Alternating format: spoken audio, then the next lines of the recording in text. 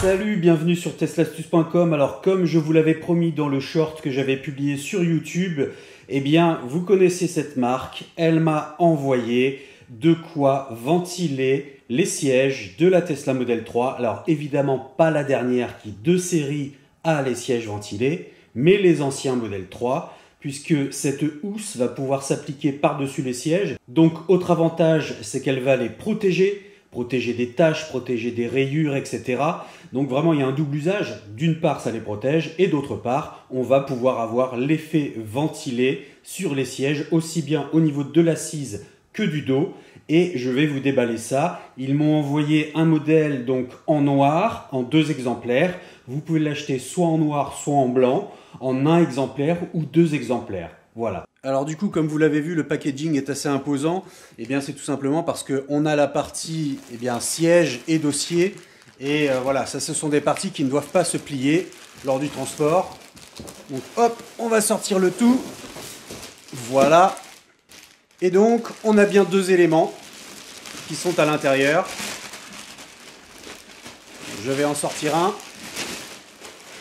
Voilà, là on a un premier élément et on peut constater que sur la partie dossier, on va avoir les petites alvéoles. Alors c'est pas tout à fait le même design qu'on a sur la dernière Tesla Model 3, la fameuse Highland, mais ça reprend l'idée. Voilà, on a, vous voyez, les petites alvéoles ici.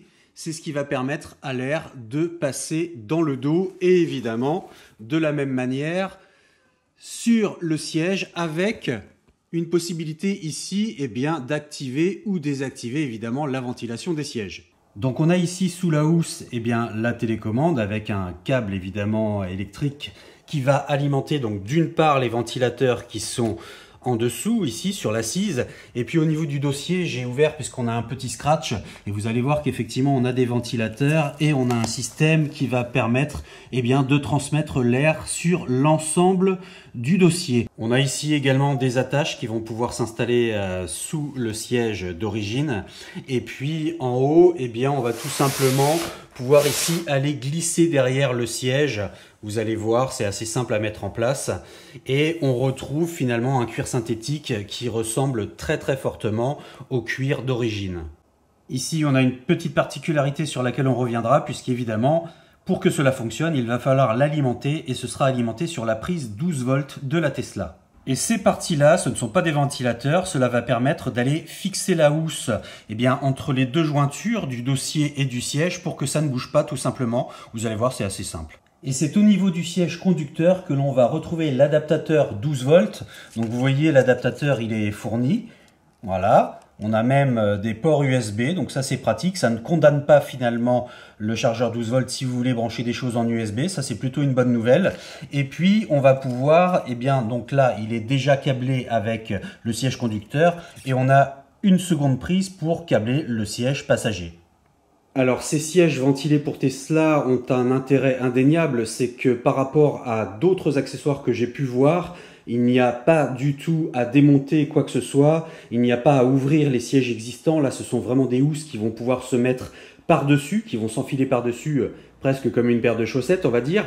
Et voilà, c'est très simple à mettre, ça protège les sièges d'origine et au moins vous ne détériorez certainement pas les sièges d'origine, vous ne les ouvrez pas, vous n'enlevez pas la mousse qui est à l'intérieur pour aller y mettre des ventilateurs. Là tout est intégré et il faudra juste donc les insérer, les installer dans votre Tesla. On voit ça tout de suite. Alors dans un premier temps, il est préférable de nettoyer les sièges avant d'appliquer les housses pour éviter qu'il y ait des poussières qui restent en dessous. Et on va tout simplement poser la housse par-dessus et ensuite on va aller la passer par-dessus l'appui-tête. Donc là, il faut forcer un petit peu parce que c'est vraiment fait de manière à épouser complètement le siège d'origine. Donc c'est pas forcément évident, mais une fois que c'est posé, on a vraiment l'impression que ce sont les sièges d'origine et on n'a plus du tout l'impression qu'il y a une surcouche dessus. Donc ça, c'est plutôt bien vu.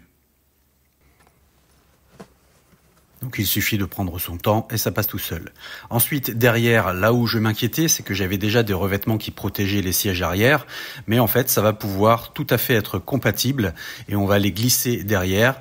Et vous voyez, avec mes protections de siège arrière, ça ne pose absolument aucun problème. Donc on commence par le haut et puis ensuite, on va le glisser sur les côtés droits et évidemment sur les côtés gauches. Voilà, donc on attrape tout simplement les parties et on les glisse derrière le dossier. Donc voilà, surtout n'hésitez pas à bien tirer pour que le côté synthétique soit bien tendu sur le siège et que ça ne fasse pas de plissures. Donc vous voyez, le résultat vu de derrière est plutôt sympa et on a vraiment l'impression de retrouver le cuir synthétique d'origine de la Tesla. Ensuite, donc ça c'est la partie qu'il va falloir insérer entre les deux sièges. Donc je vais vous le faire voir en deux temps parce que on ne peut pas très bien se rendre compte. Voilà, vous attrapez ceci, vous le glissez entre les deux sièges de manière à le coincer pour que ça ne bouge plus. C'est une sécurité supplémentaire, comme ça les sièges tiendront bien. Ensuite, on va insérer la housse sur les côtés du siège. Donc là, vous voyez, on la glisse sous le plastique de manière à ce que cela tienne, pas de souci.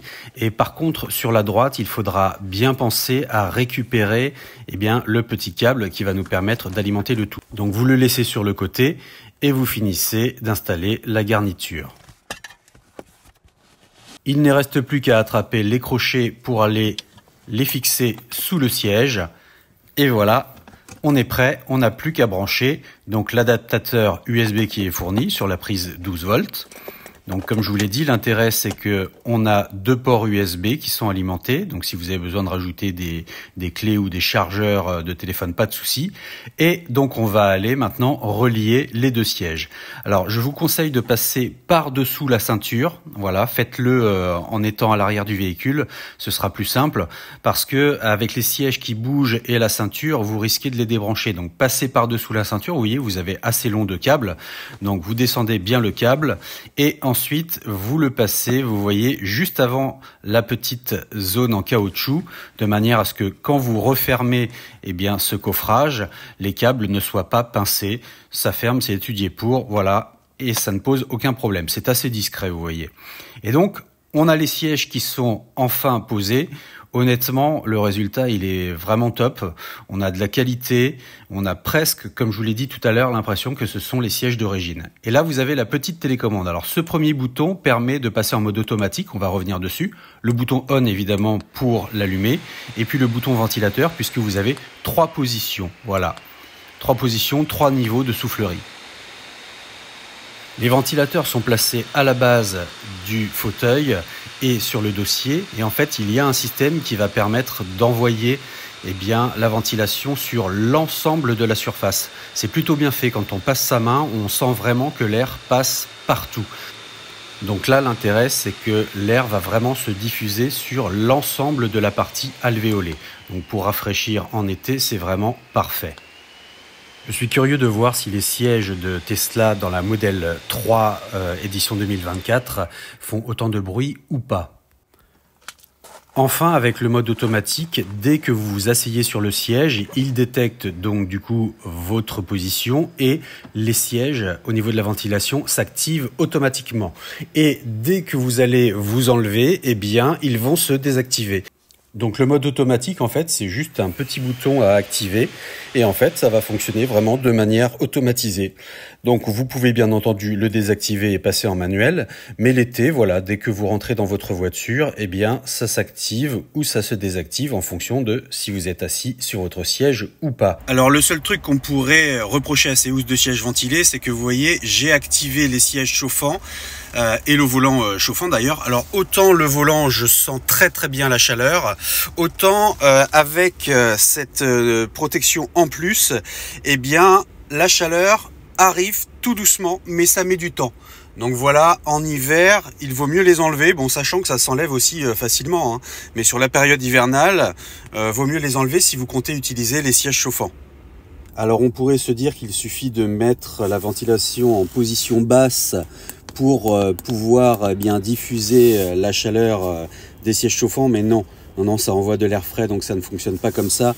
Il va falloir l'éteindre et ça met du temps à chauffer. J'ai l'impression que ça chauffe mieux dans le dos que sur l'assise, en tout cas, lorsque l'on active les sièges chauffants. Pour terminer, il convient de préciser que niveau sécurité, ils sont tout à fait compatibles avec les airbags latéraux. Niveau sécurité, il n'y a aucun problème, les airbags se déclencheront. Voilà, et si jamais ces sièges vous intéressent, on n'est pas en été et justement, il y a une forte réduction sur le prix des sièges actuellement. Donc c'est peut-être la bonne occasion. Vous aurez 22% de réduction avec le code TL01 et le lien qui est dans la description. Terminons enfin par parler confort. J'avais peur qu'avec cette surcouche, les sièges soient moins confortables. Et en fait, c'est quasiment similaire. L'assise est plutôt agréable. Donc là, de ce côté-là, pas de souci. On est bien évidemment un petit peu rehaussé dans l'habitacle par rapport à cette surcouche.